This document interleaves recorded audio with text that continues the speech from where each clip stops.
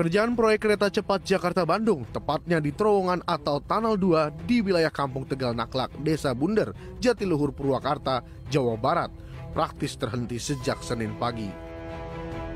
Menyusul aksi pendudukan dan pemblokiran proyek oleh puluhan warga dari 11 rumah yang terdampak proyek kereta cepat Jakarta-Bandung.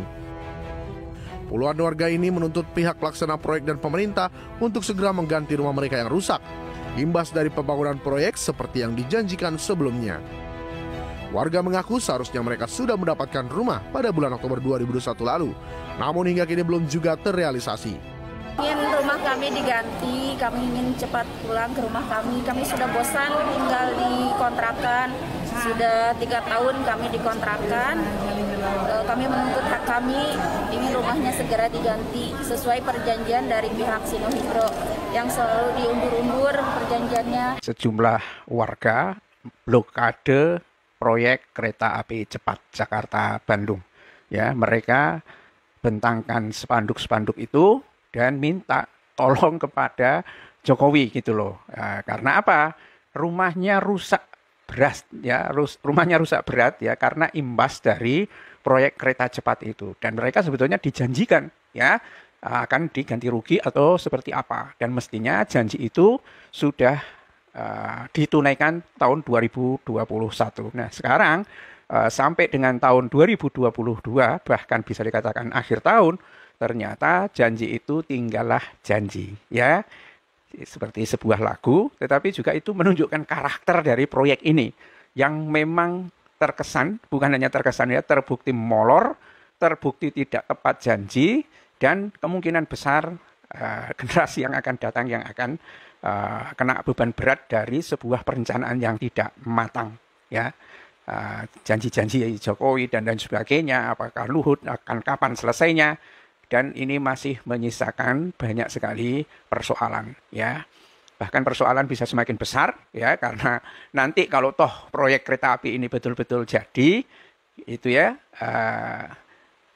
kemungkinan jual tiketnya susah kalau harganya 350, sementara pakai kendaraan lain 100.000 sudah cukup begitu, ya mungkin hutangnya akan menumpuk, mungkin bayar bunga utangnya saja dari operasional proyek ini mungkin nggak nyampe, nggak bisa gitu loh.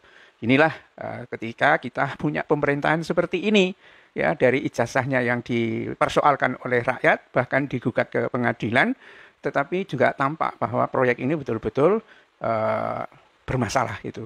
Dan itu terlihat di dalam video, pemirsa. Ya, sekelompok orang, bahkan banyak diantaranya adalah perempuan-perempuan, begitu ya, pada bentangkan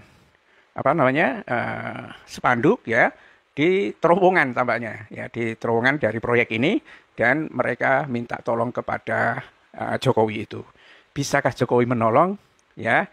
Kayaknya agak susah juga ya, karena begitu satu ditolong mungkin yang lain juga akan teriak, karena proyek ini juga tampaknya bermasalah dengan persoalan tanah dan sebagainya. Terakhir itu ada berita juga ya tentang ekspedisi yang mengangkut kereta cepat ini, lokomotifnya atau mungkin gerbongnya gitu kan, kelihatannya lokomotifnya bermasalah juga ya, karena mungkin tender tentang ekspedisinya yang bermasalah dan akhirnya bagaimana begitu. Jadi memang semuanya itu masalah gitu. Dan siapa sih yang senang dengan kereta api cepat ini?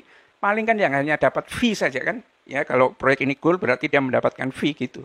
Tapi bahwa proyek ini kemudian menyengsarakan banyak pihak, ini sudah menjadi bukti gitu.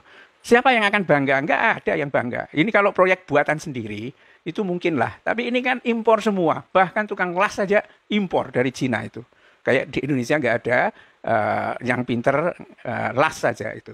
Di sini pemirsa banyak sekali berita berkenaan dengan blokade ini.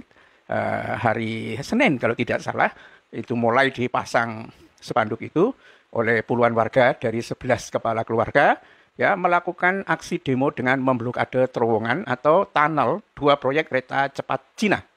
Ya, kereta cepat Indonesia Cina ya, Bandung Jakarta di wilayah Kampung Tegal Naklak, Desa Bunder, Kecamatan Jatiluhur, Kabupaten Purwakarta. Dan aksi demo ini dilakukan untuk menuntut kejelasan pihak pelaksana proyek dan pemerintah akan ganti rugi rumah mereka yang rusak bahkan rata dengan tanah dampak dari pembangunan kereta itu ya. Salah seorang namanya Yeni ya, yang terdampak itu mengatakan dirinya bersama warga lain telah lelah tinggal di kontrakan selama 3 tahun. Jadi selama proyek ini mungkin dilaksanakan tanpa ada kejelasan penggantian rumah mereka. Bayangkan saja pemirsa. Kami sudah 3 tahun tinggal di kontrakan dan sudah merasa lelah ingin kembali ke memiliki rumah seperti dulu, tapi rumahnya katanya ada yang sampai nyaris rata dengan tanah itu, ya. Akan tetapi kompensasi atau ganti rugi dari pihak pelaksana pengerjaan proyek KCIC hingga hari ini tak kunjung terrealisasi atau direalisasi atau ditunaikan, ya. Dan Yeni bersama warga lain terpaksa tinggal di kontrakan setelah rumah mereka rusak terdampak proyek nasional tersebut. Rumah saya sudah rata dengan tanah, itu katanya. Yang saya kutip dari beberapa media, dan sampai hari ini kami belum menerima uang ganti rugi. Ini dengarkan ya, orang-orang yang pegang proyek ini, yang untungnya bejibun gitu ya, kalau Anda ini manusia, punya hati maksudnya, bukan sekedar manusia, tapi punya hati, dengarkan ini.